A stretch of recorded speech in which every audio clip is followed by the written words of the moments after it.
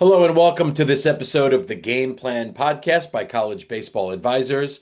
Game Plan Podcast is meant to be an educational platform for players, parents, coaches, anyone looking to develop in baseball at the high school, college, or even minor league professional level. Development, recruiting, mental game, anything that can help you as a baseball player or as a coach or as a parent. That's what this podcast is all about. I'm Wayne Mazzoni, your host.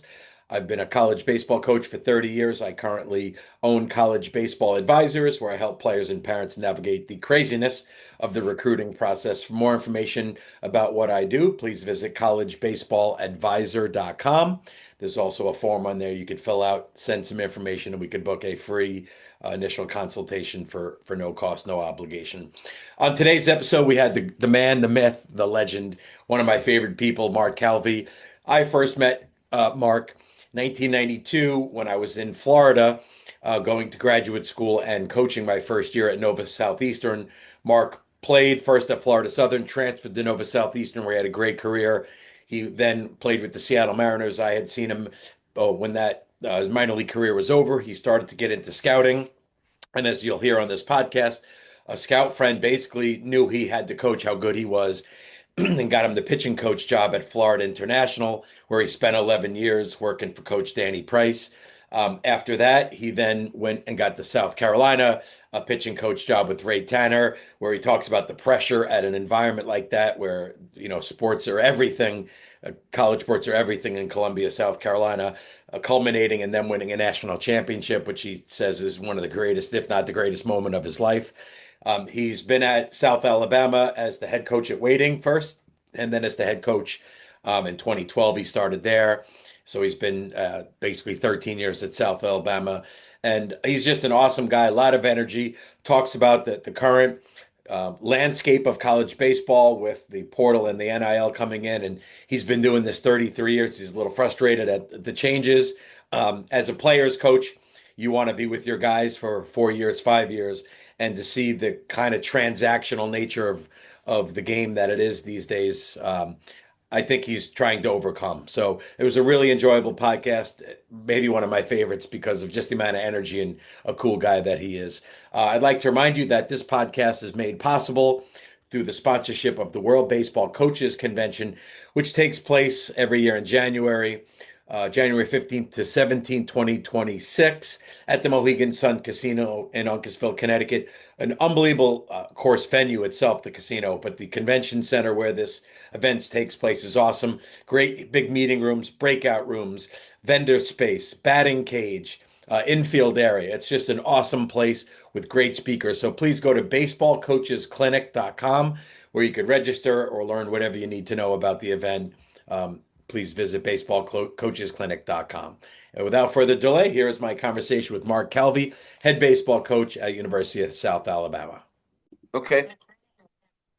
All right, Mark. So I'm pumped to have you for a couple of reasons. Number one, I just like connecting with a guy like you. Number two, when someone's got gray in the beard like me, I know we got some similar, backgrounds. And I've been doing this podcast for I don't know, almost 60 different people that I've had on it.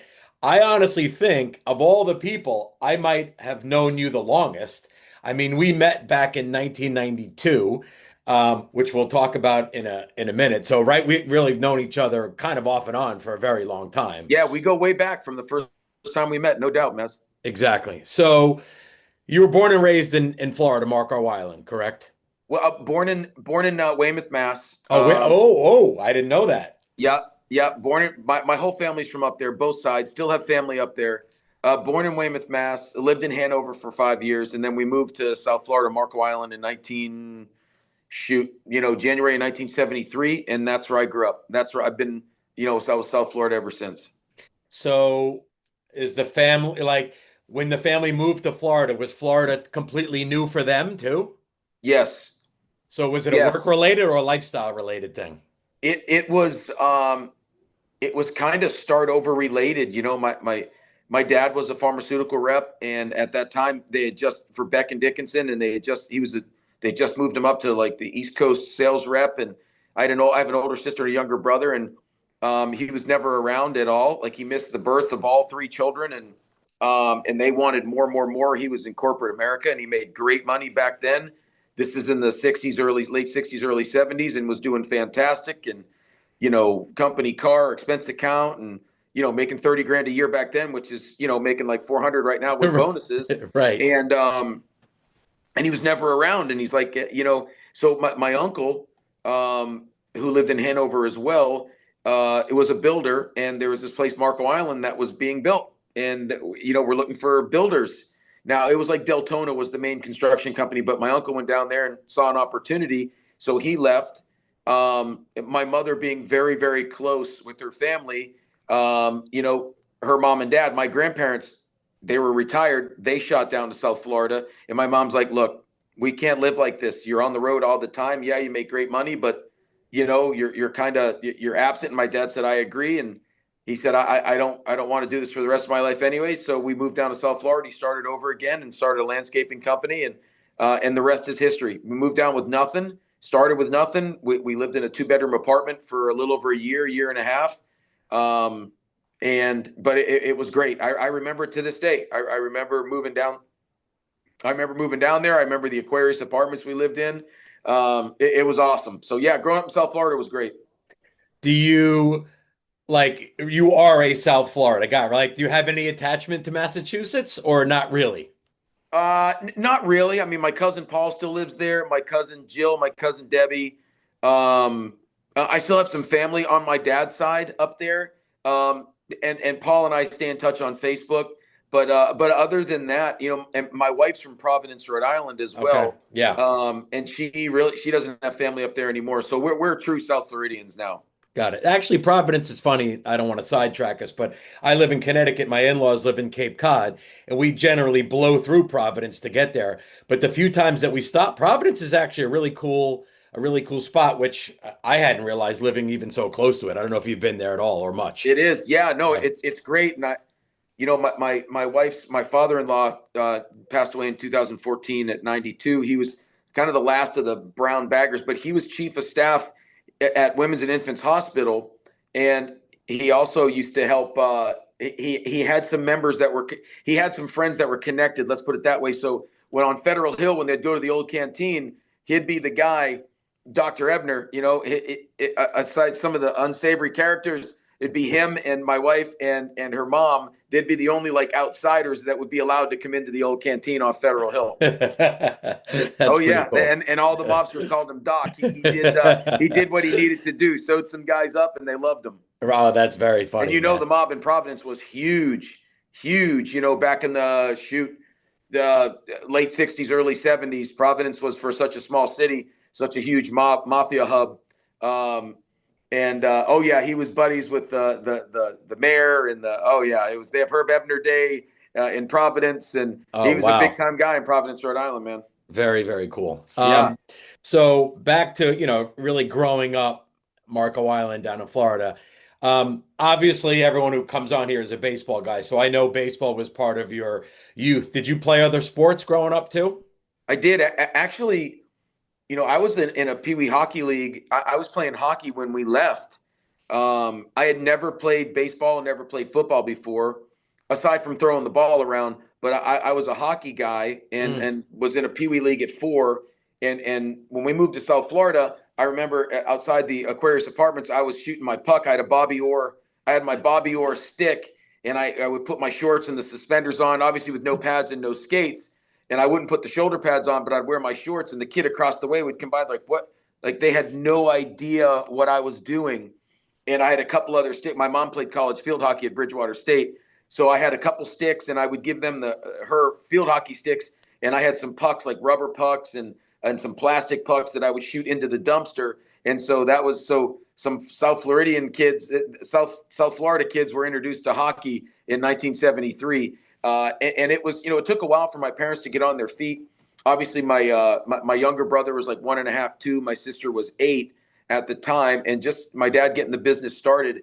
I didn't start playing baseball. I got into tackle football at 7, and then I didn't get into organized baseball. I never played t-ball, and I got into organized baseball. I was 8 years old. I was in 3rd grade. So, 8 now kids are playing 4 or 5 years old. Right. 8 would be like, man, you might as well just pass on this. But yeah, no, we played everything, and growing up on an island. I mean, it was water sports. We were skimboarding. We were in Right. it was everything kind of except for soccer. Soccer wasn't. We had some migrants that lived down in that area that were kind of transient, that would seasonal, Yeah. pick. So soccer, some months soccer would be bigger than others when more migrants were in town when they were picking. But other than that, I mean, it was football, basketball, baseball, and then some of my buddies wrestled. We didn't have it at my high school, and then I just settled in on football and baseball because I couldn't play the whole game in basketball. I'd foul out by the halftime. I was no good, and Right. yeah, I was no good to my team, man. I was sending too many people to the foul line, so I just did the football and baseball thing. It's funny. I would imagine this many years later, hockey, while not a massive sport in Florida, has come a long way. You got pro teams. I'm sure there's rinks and travel teams compared to back when you were a kid. There was probably literally nothing if you were a young kid getting into hockey. I could be wrong, but No, there was nothing. And now yeah. in the last 10 years, or maybe more, they've had the Florida Everblades, which is down there in Estero, Florida, which I was like, wow, that's amazing. And I think they have youth hockey in Fort Myers. So that's, hockey has really spread like soccer. It's both great games. Yeah, Both agreed. fantastic games. When in your baseball career did you realize you're pretty damn good and you have an interest slash the ability to play in college? Well, I'll tell you, this is a funny story. It was never that. It was more, I was recruited more for football in high school. And I was a running back. I was all state my junior and senior Wow. year. Wow. And I rushed for 1,200 yards my junior year and 1,100 yards my senior year. And so I had gotten a lot of letters, and I was really nothing for baseball. I was being recruited for football. Wow. And yeah, so we played, and I was kind of thinking, and then I had some smaller school, some dual. Then I got a letter. I got a letter from Indiana for baseball, and then I got a letter from East Carolina for football. And I was like, wow. So we played. I'll never forget it. So I had a box of letters, and East Carolina was the biggest one. And we played Moorhaven that night, and they had a kid named Wayne Moore who had committed to Georgia. And Wayne Moore was a year younger than me. And Wayne Moore was probably 6'2", 250, and ran a 4.6 40. And he was a two-way guy like me. He was a linebacker and fullback, and so was I. And I remember the first play of the game. I get the ball, 82 base. I get the ball. I come through. He sticks his helmet in my chest and breaks my shoulder pads. Like literally, I thought he broke my sternum. He Right. broke my shoulder pads, so I had to get other shoulder pads. And I was like, man, that didn't feel good at all, getting hit by that guy. And then on the other side, so I'm playing outside linebacker. He gets the pitch, and he's heading around the end. And I literally, so we go head to head, bam. And of course, he wins. I slide down, and I'm hanging onto a leg. And 4 of my other buddies jumped on his back, and he ran for another 10 or 12 yards with 4 dudes hanging all over him. And that night he got, I can't even tell you, he got the better of me that night. And I was like, you know what? And I was a senior. No one signed early back then Right, for baseball. Right. right. But and he was the guy, and Wayne was a junior who had committed to Georgia, and everyone had heard about him. He was all Right. state for a couple of years, and he played in a small, sugarcane town where some of the best football players, are from. Literally, Right. some of those Right. small towns in Florida, and like Clewiston, Moorhaven. He was from Moorhaven, LaBelle, Immokalee. So that guy tore me up. He was twice my size, and I said, you know what? It's baseball for me. Like, there's no way I'm matching up with this guy. I thought I was pretty good, and again, all state in Florida, and we were 1A, but we played some damn good teams, and some really good competition. And boy, that was an eye opener for me, because I'm like, if I can't, and Wayne Moore is probably, he's a good player. He's not the biggest, best, fastest Right. in the country. Right. And I'm like, I couldn't, I thought I was good until I matched up with him that night. And I like to think I was smart enough to say, you know what, I need to go down this baseball road. I need to start working harder at baseball. And that's what I did. And basically I was kind of an unknown, really. And I was all state in baseball. No one was recruiting the Southwest Right. No. part Yeah. of Florida, Yeah. Mass. Right. I remember, Billy Wolf, guys a couple years older than me. Steve Lusby went to University of Miami. He was 5 years older than me. Greg David was a year older than me. Got drafted in the first round by the Blue Jays. Never made it. But no one was playing college baseball on the southwest coast of base. And of recruiting was Florida. non-existent at that point, really. Totally or different, very man. different. Yeah, totally different. Totally different. So I had I had scholarships back in the day. So fine, like University of Miami was the biggest school that was recruiting me for baseball. And it was Edison, Miami-Dade North, Miami-Dade South, Manatee. I had scholarships to all of them. Not to Miami was just recruiting me, and I never really followed up. I didn't want to go to Miami. Again, I knew nothing about. I knew nothing Right. about it. I just Right. played. I knew Right. nothing about it. There was no recruiting services, nothing. No. Right. There were some local scouts. This guy, God rest his soul, Bob Adamson, great man with the Reds. That was like, Mark needs to go to college. I think he's a pro player, but he needs to go to college and like he can be, stay behind the plate. He was telling my dad that he needs to stop playing football like in my junior year, and I didn't want to do that because he's Right. like he's got a chance to play and he's smaller in stature, but he's got power and he's a good catcher and catch and throw and so anyways, I ended up going to Florida Southern, and I was in 1986 high school grad. I went to Florida Southern 86, 87. I was a 17-year-old freshman in college. I didn't turn 18 until November 5th. I was super young. Was in over my head, to be quite honest with you. Was a big, I was a big fish in a small pond, and Right. I realized what a small fish in a medium pond looked like. And Right. I was like, there's 3 or 4 guys on the team that are better than me right now. And that was just on my college team. And I thought I was the man. I thought Right. I was going there to play. And I struggled mightily. And and being the first time away from home and things of that nature, it wasn't the right fit for me. And I ended up going to Nova Southeastern, where a couple of my buddies were going. It was the inaugural Coach Hansley, Sonny Hansley, Yep. started the program. One of my best friends was one of his recruits.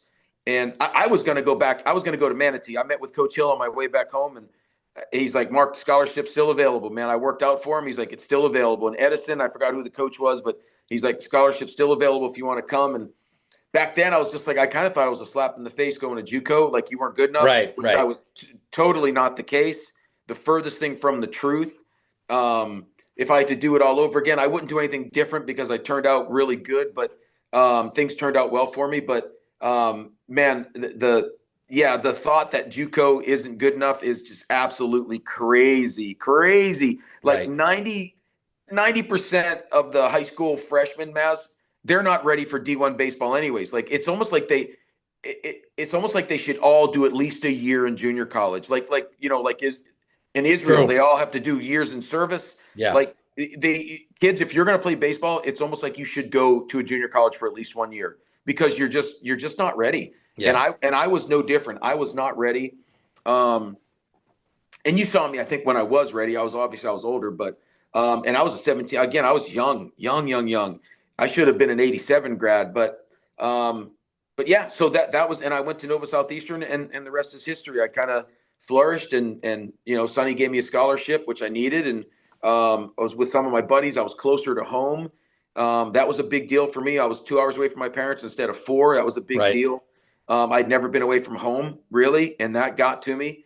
And I'm very, very tight with my family, with my parents, and my girlfriend, who was at University of Miami, who's been my wife for we got married in 92, so it'll be 33 years, December 12th. Wow. You probably remember she was out at a lot of the games. Yep.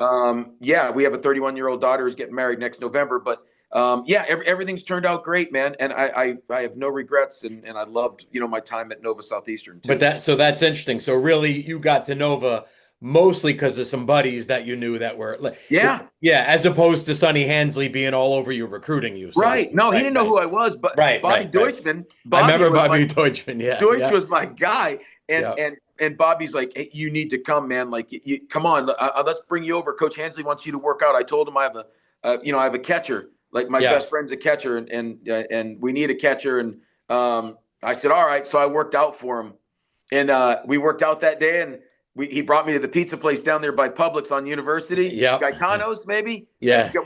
Still, I don't know if it's still there, but the greatest pizza ever. And offered me a scholarship, and I committed to go to Nova. It was that simple back then. So you wound up playing how many years at Nova? Let's see. So I was there my sophomore, my junior, then my senior. Remember, I destroyed my elbow at Miami-Dade North. I had that collision at home plate and broke my elbow. So I should have graduated in 90, spring of 90, but I medically redshirted because it Okay. happened. I broke my elbow October 13th, 1989 at Miami-Dade North. We're we're playing St. Thomas at Miami-Dade in a fall game. Yep. And it was a play-at-home plate. And Joe Vetter, you remember Vetter was my roommate. Vetter threw the ball in, and it kind of bounced, and I was deking the runner, and I was going to swipe tag him, and I thought he was going to be over there, and he was up on me, and it hyperextended my elbow and broke it in 23 places. And yeah, it was bad. It was nasty. So I medically redshirted in 90 and then came back and played in 91. Yeah, and had a blast, man. It was a lot of things lined up. What I thought was career ending, which I was told by a couple doctors that I wouldn't play anymore. It turned into one of the better things that happened in my life, where you figure you're like, why is this happening to me? Right. And the thing that sucks is that you don't really find out until later on. You just have to be patient and trust that you got to put your work in and just keep putting one step ahead of the other.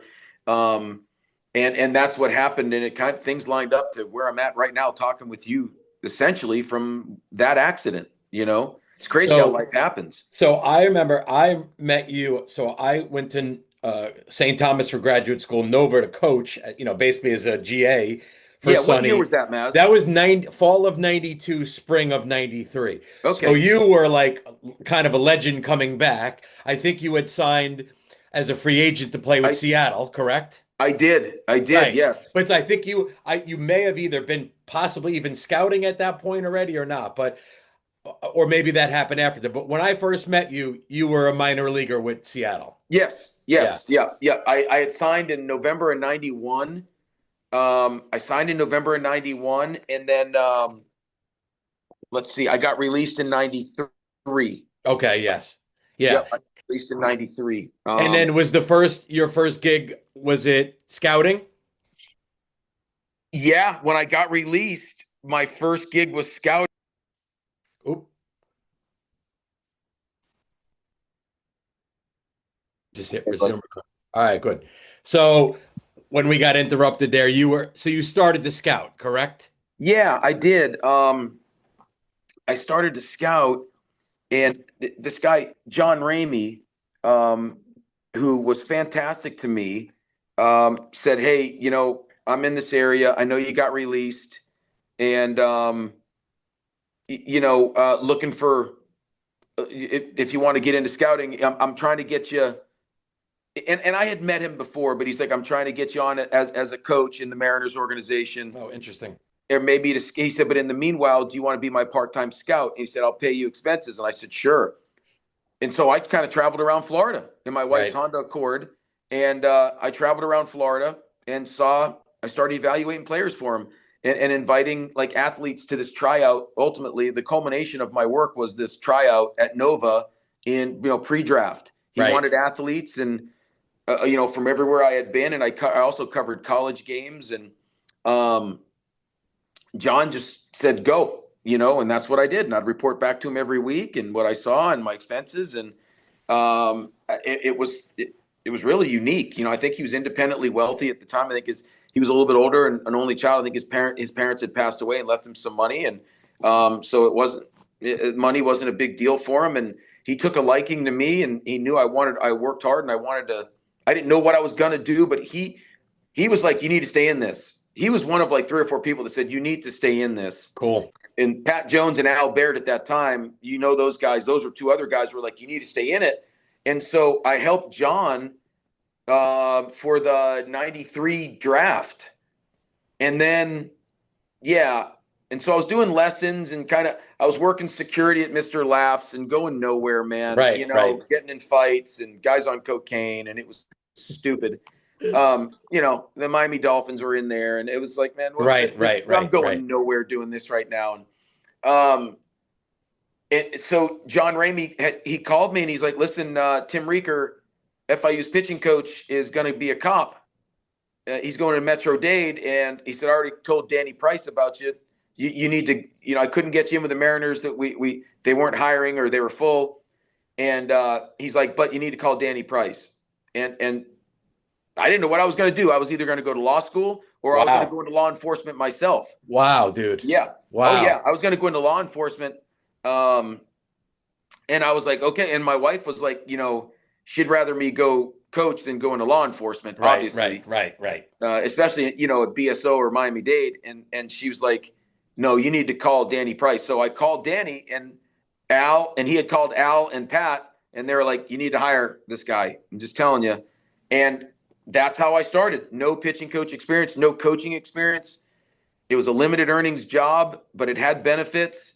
Man, I got hired, Maz. I got hired like after their fall. So like in November, December, and I didn't set foot on campus till January. I had 3 weeks, and here we go. Wow. Right into Campbell, my first Division I weekend in 1994 at FIU.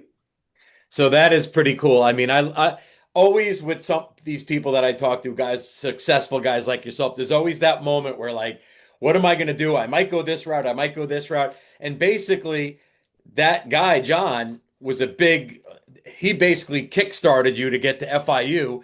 I mean, obviously you were qualified, you had the background.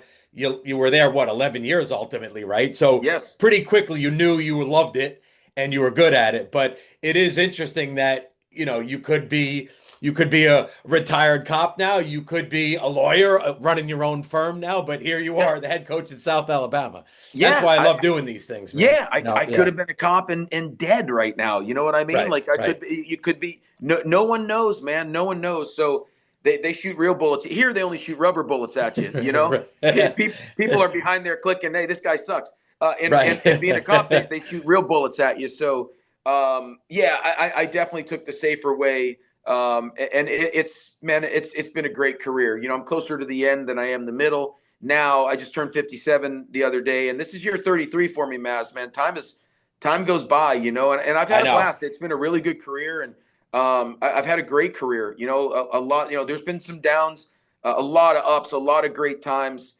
Last couple of years haven't been as great, but hopefully we can rebound here this year and moving forward with NIL and the portal. That's a whole other thing, Well, man. Trying to let's refigure that out. I know we'll get to yeah. that, but Yeah, we'll get so let's talk about this. So obviously you're at FIU for more than a decade, right? And yeah, 11 then seasons. yeah, then the move is to South Carolina. Now we're talking Power Four major level baseball. Was that obviously you're qualified and ready. Was that the next logical step in your career? Like I've been at FIU for quite a while. Now let me take a bigger job, more pay, I'm assuming, of course, right? It was, yeah. Yeah. Yeah. It was for me at the time, Maz. And I'll be honest with you, you know, there's certain times in everyone's life where you're just so confused. One of them's like after college when baseball's career over, you're like, what now? You know what I Totally. mean? Totally. The other one's when you start working or when you're married and you're in your 30s and you're like, I don't know if I can do this for another 20 years. And and that's where I was at year 10 or year 11. I was kind of getting burned out and I didn't know if it was what I was doing or where I was doing it at. Got it.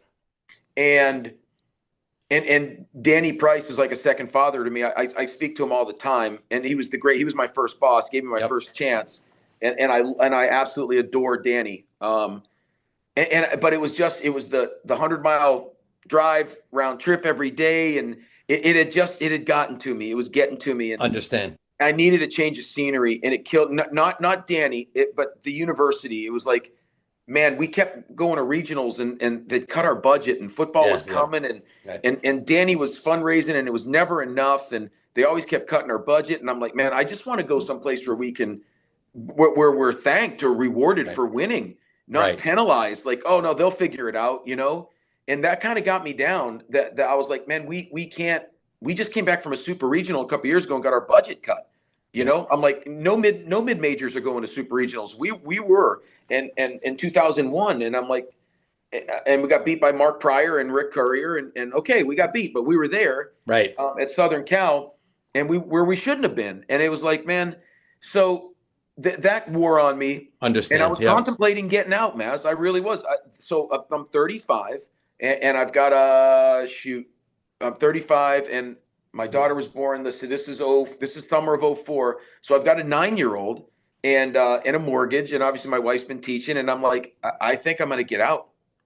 I think I'm going to get out. And I thought about going the law enforcement route again.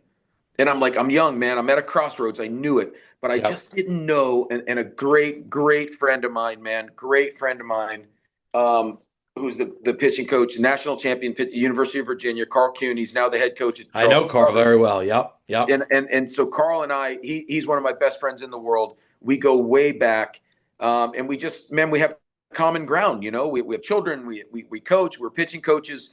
We started we started smaller and mid major. You know, he was at Charleston Southern when he started, and then Little Rock, and that's when he and I really met. We met in college when he was at Lynn and I was at Nova. Okay, got it. Yep.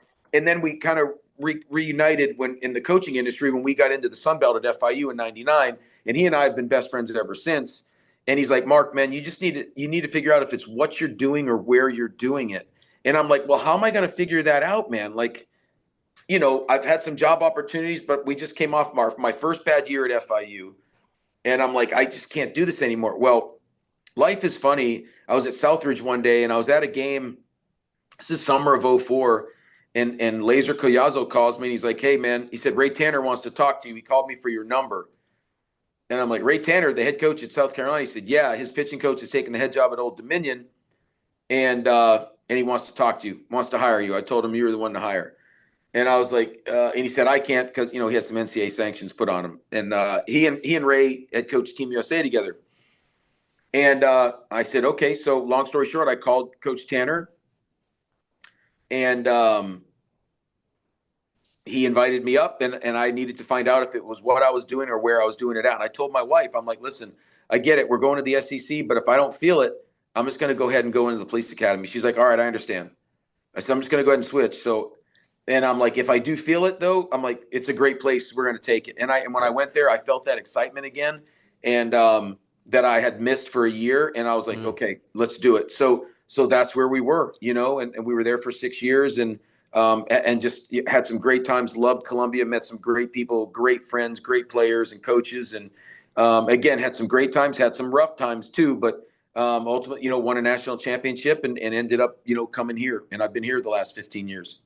So obviously the move at South Carolina, now you're at a place where they don't mess around. They do everything first class. They take care of all of their sports, of course, baseball as well. So Oh yeah. yeah, that must have been inspiring to get into an environment where everybody cares as much as the coaches do, right? Well, Like, you know. Maz, like at FIU, we were ranked a lot. Yep. We were really good, and we beat University of Miami a fair share. Yep. And we were always on the back page, you know. And the thing is, we could win 15 in a row or lose 15 in a row, and we'd be on the back page. Right. When you get to South Carolina, University of South Carolina, you were front page. Right. I mean, everything. And I wasn't used to that. And I'll be honest with you, these message boards and you know, there were no pro sports there. You're the only, like, and it was the most media covered university in the SEC because of no professional sports. Right. Right. And you had Charlotte right down the road. You had Columbia, who was you were in the capital, Charleston, right?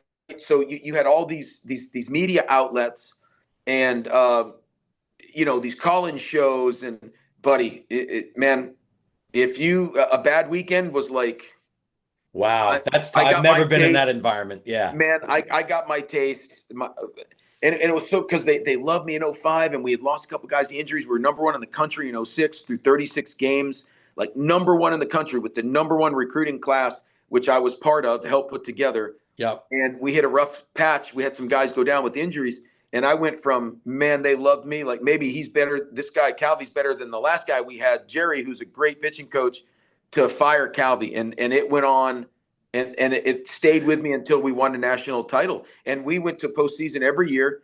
It was super regional in '06. We lost. Super regional in '07. We lost in the final game, back-to-back years to go to Omaha. And we could lose 3-2, and they were on me. They were super passionate about it. I was the new guy. And they were on me.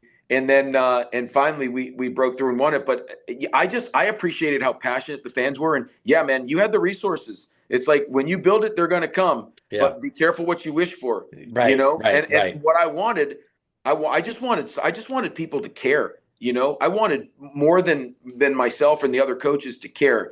And that's what you got there. And, man, it was a ravenous fan base, and rightfully so. You know, before I got there, they went to the College World Series 02, 03, and '04, back to back to back. And so when you build that monster, you got to feed it. Right. And getting close ain't good enough at South Right. Carolina. I'm just here to Right. tell you. Right. And so we got close again, '06, '07, and it was like, well, we got the same guys except for the pitching coach. He's the new guy. Maybe he's the fly in the ointment. Even though it was like, come on, man. Yeah. And Right. yeah, so I realized what big boy college athletics was all about in a really quick, in a really short period of time, in a very small window. I went from the golden boy to, like, the whipping boy, and it just, man, you've gotta. And I reacted to both. Right. Right. Right. Right. Like, I reacted to both. I believed my own clippings. I Right. had never Right. been involved with that. No, and we'd finished top. We had finished top in the country in ERA a couple times at FIU, and I got the plaque and this and that, da da da. You do that at South Carolina, you're national coach of the Right. year, you're da da Right. da Right. da. Again, it was back page news. So when you stink, you're front page news. When you're good, you're front page news. So I started believing, hey, maybe I'm better than what I was, and then I started believing maybe I'm worse than what I am. Right. Right. Right. Right? Right. And you can't believe either one. And I learned not to take. I just learned not to take criticism from anyone that I would never ask advice from, and that Right. I learned a valuable lesson. Good quote. Some in the middle of my career, at 37, at 37, 38 years old. So 19 years ago, I learned a very valuable lesson, which has helped me through life, to be honest with you. So just one more question on South Carolina. I mean, was it is it one of your best life memories? I'm assuming winning a national championship. Is it something when in 40 years from now when you're dying, you're gonna remember the experience of winning that? I'll never forget it, Maz. Yeah. I'll never forget it, man. I'll be honest with you. It is. Yeah, it's everything. It's hard to explain, man. It was the culmination of, I'd been in it for 17 years at the time, and we've been close at FIU, man. We'd been to a super regional and 8 regionals, and then South Carolina, man, the 6 regionals and the 2 super regionals coming down to the final game, and been so close. And I just knew how many guys at FIU were watching this, man. The dudes that and my teammates at Nova and my players at FIU that were in the trenches with me, man, that helped us get close and helped us build that place. They were watching and pulling, and it just meant so much. I just felt like I had every kid that ever played for me and every guy that I ever played with. Like, I just felt like it was for them. You know what I mean? Like, it literally, they wanted us to win so bad. I could feel it, and all the texts that I got and the phone calls leading up to it. It was crazy. And I felt the weight because we had been close. Yeah, yeah, And yeah. when you're Huge close, weight you don't lifted. hear from those guys. They're like, Right. oh, man, because they're like, shit. They're like, he got there. He was so close again and didn't make it, and they leave you alone. Right. And they want to reach out and be like, hey, man, and they text you 2 weeks from when you Right. get the knife, out of your heart. Yes. And they're like, hey, great season, da da da da da da. But they're all like, come, man, you got this. You can do this. You guys are going to win this. And it was unbelievable, man. I called my parents first on the field, and I called Danny Price. Danny was the second phone call I made, and I called him from the field while fireworks were going off. Wow. That's how much he means to me. That's true. I mean, I'm glad I asked that because I could feel it. I mean, that's awesome. Let's obviously talk about South Alabama now, which to me on the outside looking in seems like a happy medium between where you've been. Like, obviously, you're running the program, you're the head coach now, but it seems like a place that's going to provide the resources in a great environment. I mean, when I was there, which is I think 2019, they were building that new football stadium. Yeah. So they're not messing around athletically, the training facilities. So first and foremost, can I ask you this? Because many of the people that will be watching this, listening, don't know a ton about the school. Can you Yes. talk about South Alabama? Absolutely. We're in obviously Mobile, Alabama. We're a big time medical and engineering school. A lot of people don't know that, but a big time medical school. This is the medical capital of the South. This university owns 5 or 6 hospitals in this area here, and a huge med school. But yes, very serious about athletics. Football, I believe, 11 years old. And the last they finished building it in 21. So we've been on campus for 4 seasons. I think this is the 4th or 5th season. $90 million stadium. And yes, we have a great administration that are committed to athletics. We're in a non-lottery state, which has kind of hurt us. from a Interesting. scholarship standpoint. And I'm very thankful to my administration for understanding how important it is now with the rev sharing. We've been behind, Maz, when the portal and NIL became a thing. I said we're in trouble. We're in trouble. And then you got Southern Miss and Coastal, and right, and you have some of these other schools, and people are investing money, and App State's fully funded. And I said this got a lot tougher, and it did, and it has, and it really has, and so it was kind of playing with an unfair card, an unfair hand. Yeah. So when the NCAA passed the 34 full rides, now no one's gone to that. No one in this league has gone to that, right? But when they went from equivalency 11.7, which in a non-lottery state, that hurts us, man. Right.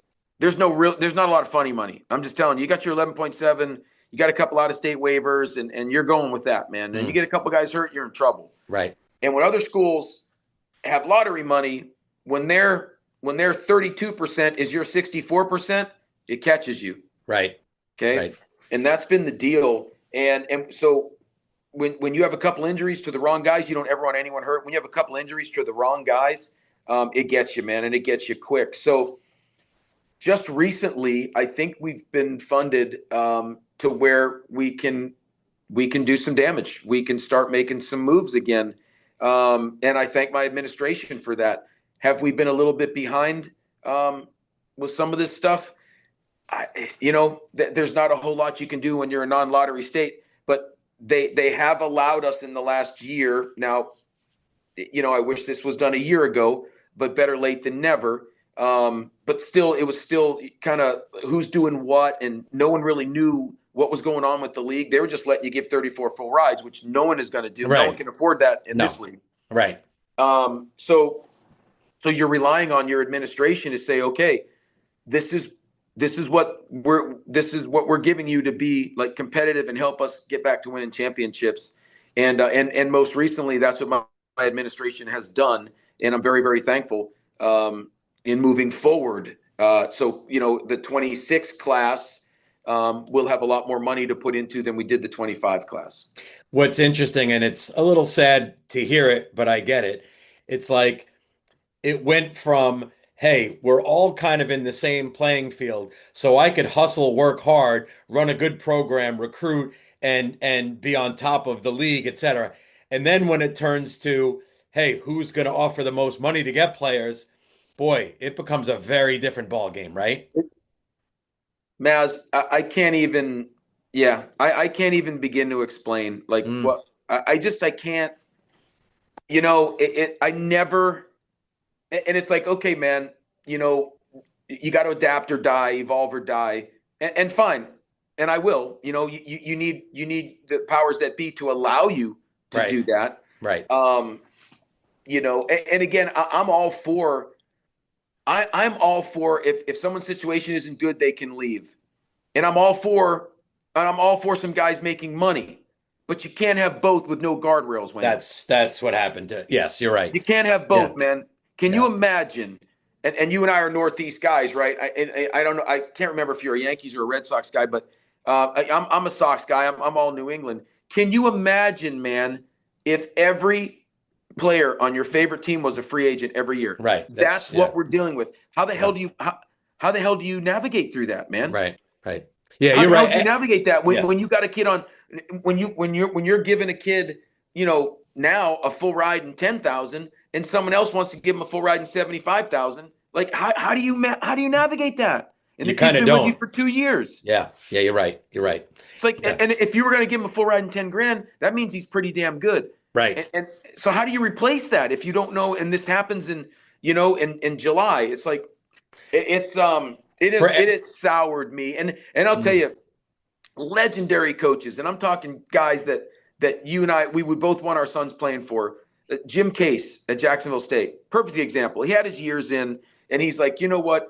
His Friday, Saturday, Sunday, Tuesday starter walked in and transferred, and his shortstop, his center fielder, and he's like, you know what? I love these kids. I don't need this, man. Right. I don't need this. Scott Berry at Southern Miss, again, great career. And Oz, his his assistant. He was assistant then. Oz, who's the head coach now, is a wonderful person and has done and will do a wonderful job there. But Scott Barry, man, we'd all would want, if you know him, you would want your son playing Right. for him. Right. And you want him playing for Oz as well. But I think there's some guys like that are getting out. They've got a couple good years left, and that means. And I'm not talking about wins. I'm talking about helping That's 18 to 23-year-olds, man. That's right. Right. That's right. Like they're both going to win. But we're talking about like how great of an influence they are on young men, and now they're out. And I know the guys that took their places are great. I think the world of them. But it's a shame. There's going to be more guys that are getting out that have, their retirement set. They're fine. Their kids they're empty nesters. They're good. They're all good. They can do it. And they still have a lot to give to the game and to these kids. And they're going to be like, you know what? It's funny you say that. I had a little party at my house a couple weeks ago. I had a variety of players I coached at Sacred Heart come by. Two of them are in the big leagues. Okay. And I had a couple late night of some adult beverages. And I said, you know what? I said, boys, if it was the current environment, I would have coached you for 1, maybe 2 years, and you would have been gone, and I wouldn't have blamed you in this environment. So I do think that I could hear it in your voice that it's a little bit of it. Obviously, winning's a piece of it, but you want to establish a relationship with players and help them grow as people and I think you're right. I think that's being lost. And I was going to say to you, a lot of the people I've had on here said exactly what you said. It's not necessarily the portal of itself or NIL. It's that the two came together, boom, like that, without enough guardrails, and all of a sudden chaos has ensued. Chaos, bro. I mean, utter chaos. And to a point where, this is year 33 for me, and I actually sat there this summer, and I'm a player's coach, man. I'm the right player's coach, the right guy. A guy who's not sneaky or cutting corners or like I am your guy, man. I will take care of you, look after you. And I've almost been like, I got to change how I act. I can't get close to guys. And I'm serious. Like, I'm like, how do I act? Because I got my heart broke this summer for the first time, really, on a couple different guys in the portal. Like, it hurt.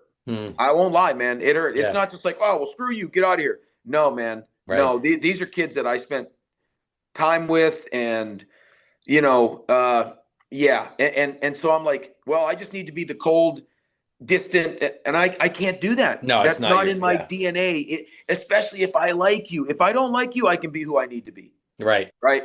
Whatever you need me to be, I can be. Right. But if I like you, man, I can't. I can't be that distant guy. Right. Like I'm just not a transactional guy, man. I can be, and there's times we have to be, but I don't want to be that. No, right. The norm. I want that to be the exception, not the rule. And so I sat down and again was lost. So the last time I was lost, man, was 20 years ago, and I'm like, I'm freaking lost right now. Like, how do I just need to be this cold and finish up my career? I had some pro ball opportunities this summer. Some guys say, hey, man, listen, why don't you just have you had enough of this college bullshit yet? I got a phone call from a good friend of mine. He's like, listen, come with us. You want to be a rover, work with catchers. You want to get manage. Yeah, you'd manage a double-A team. Yeah. Right. Yeah, we need a guy with experience, man. Right, and, right. And I actually thought about it. Whereas as in the past, I've been asked, I was always like, no, never. Right. I actually thought about it, Wayne. I really did. Yeah. And, and obviously I'm here talking to you today, and I didn't act upon it. But it's just a different, and there's always been challenging aspects of this job. But this has made it really tough, especially at a mid-major, man, especially at a mid-major. There's some challenges that, and again, I thank my administration for stepping up. Yeah. About 2 weeks ago, they stepped up. It's been challenging. It's been challenging the last couple of years, and we've always, we've been to some regionals and we've won the league. And hell, you've played us, and you've thumped us. Players. Yeah, you've had really good players, and you could see we've had some good players. Really good players. And it's when you lose a couple guys, or when it becomes a depth thing or a money thing, we're in trouble. And it became a money thing, and it got us in trouble. And hopefully we're going to be back and competing at the level that we're used to here this year and in moving forward. This league is no joke. They've made a big commitment. A lot of teams are making commitments to baseball, and I'm glad we're one of them. Right. All Yeah. right. Let me ask you two more questions then. One is, when you started at South Alabama, you had been coaching a long time, but that's now your first head coaching gig. Was that an easy transition because you'd just been a baseball guy so long, or was that difficult back then? Because what year was it that you started there? 11 or 12? 11 was my first year, and Coach Kittrell, that was his last year. So I was his head coach in waiting. In waiting, which is cool. Yeah, really Yeah. cool. Yeah, it was unique, and I stayed on the road. I missed 41 games in the spring. Whoa, recruiting like crazy. Recruiting like crazy. I missed 41 games in the spring because I knew they had a decent club, and in 11, I think we won 31, 32 games, but we're losing a lot of the best players to graduation. And then there were some guys in there that weren't quite serious about academics, and I knew they were going to fail out. And I'm like, I'm going to have 6 or 7 guys left, Coach. I told Coach Kittrell, I said, Coach, there's not going to be, our best guys are graduating, and some of these other guys, they just can't, they can't go to class or do things right. And I'm like, are you okay if I said, this is all about the program. This isn't about me or you. And I'm like, next year I got to, and he said, Mark, you do what you feel is best. He said, we'll take care of it here. He was gracious enough to be like, because I was his assistant at the time. And, but he was like, it's program over anything else. And you go out and whatever you think you need to do that's necessary to help us, to be where we all want to be. And I said, okay. And so I lived on the road. I didn't know how to be, I knew how to, recruit and coach, and I didn't know how to be a head coach. So I'm like, if I'm the head coach that works like an assistant, I'm going to be fine. I'll figure out some things. I just need to have some people around me. Putting a staff together is all about strengths and weaknesses and filling voids. So I can't have a lot of guys that are like me. Then we'd all be strong in 1 or 2 areas and weak in 5 or 6 areas. So I had to kind of find guys and I wasn't a big technology guy. That was going to be my other question. Yep. I'm still not, because I've already bounced around, on the Zoom here 3 times in and out. I couldn't figure that shit out. So I'm not a big technology guy, and it's like, so I got to have people around me that can do certain things. But I'm a relationship person, and I feel like I know the game, and I can evaluate, and it's all about the players anyways. And it's all about who's bringing in the players. And that's always, and I've known that, I've known that for a long time.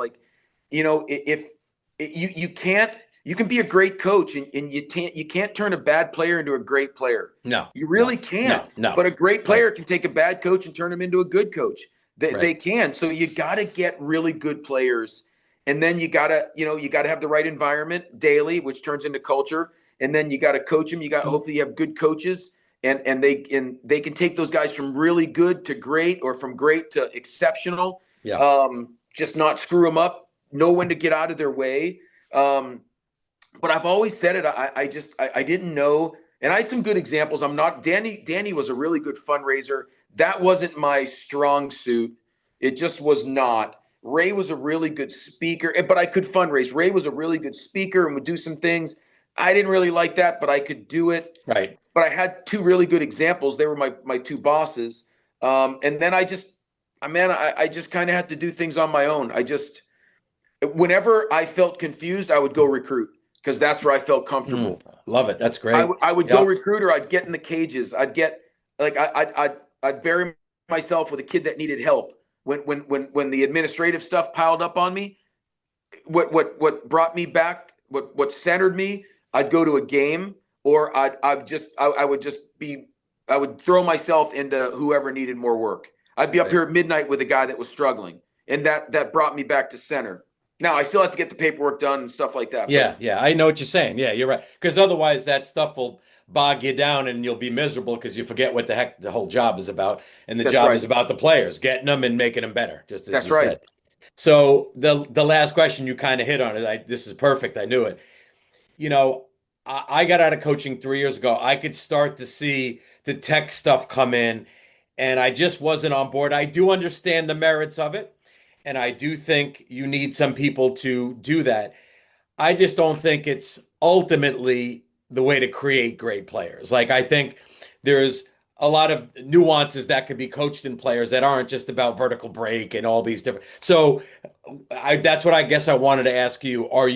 How much are you using tech things yourself in your coaching? Very little, or do you have guys on staff that are doing it? How do you incorporate this new world of data and tech into Yeah. your coaching style? Yeah, that's a great question. I have guys on staff, but I have guys on staff, and we have some GAs and Matt Hancock, my pitching coach, who was with in college and then with the Padres, and is up on the analytics. And then some of my GAs were former pitchers, and so they know all the metrics. They know the nuances of it. I know enough to get by. Just like when I'm recruiting a kid. It used to be like when that fastball would hit your hand, and you're like, what the hell? This guy's throwing. Why is this guy blowing my hand up? Well, now we know why. Right, right, What? right, Why is this 80, 89 miles an hour? Why can no one right, touch him when this guy's right, throwing 94 and he's lit all over the yard? Well, right, we now know why. right. And so I think it answers a lot of questions.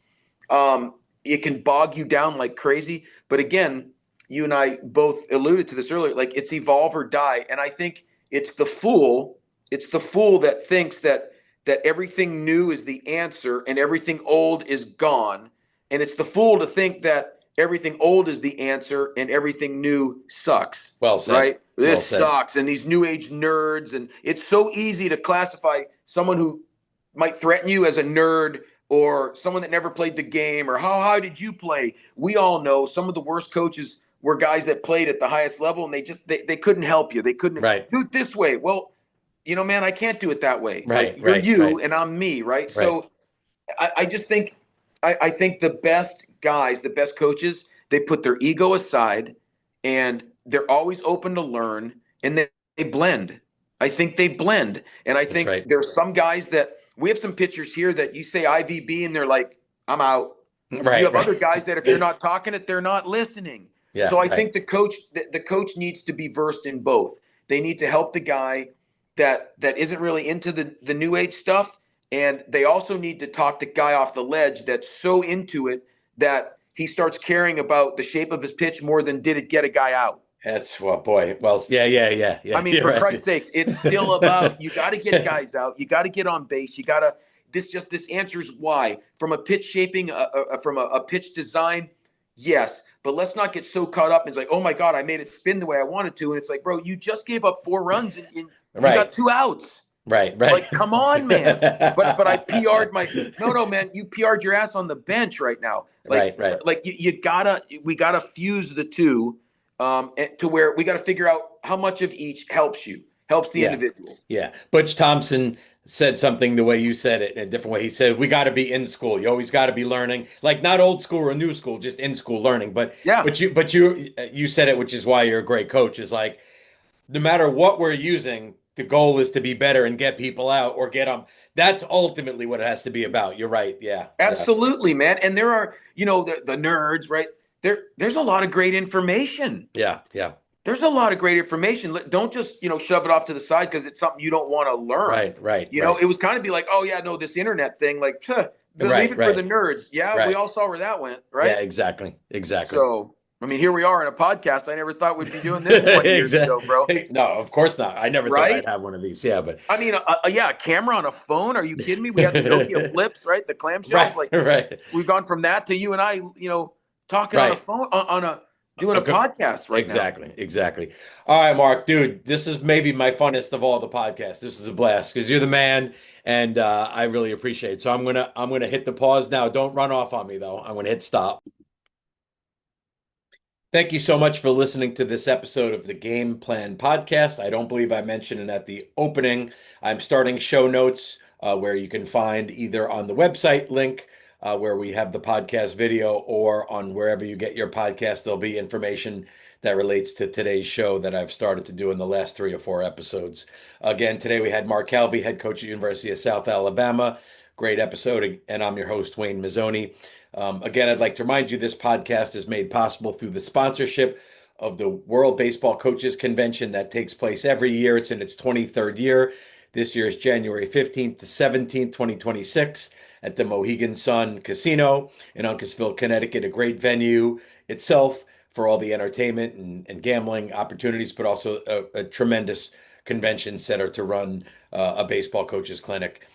Really neat, great people to listen to. You engage with the fellow attendees, and there's always baseball conversations going on. For more information, please visit baseballcoachesclinic.com, and we'll see you on our next episode. Thank you.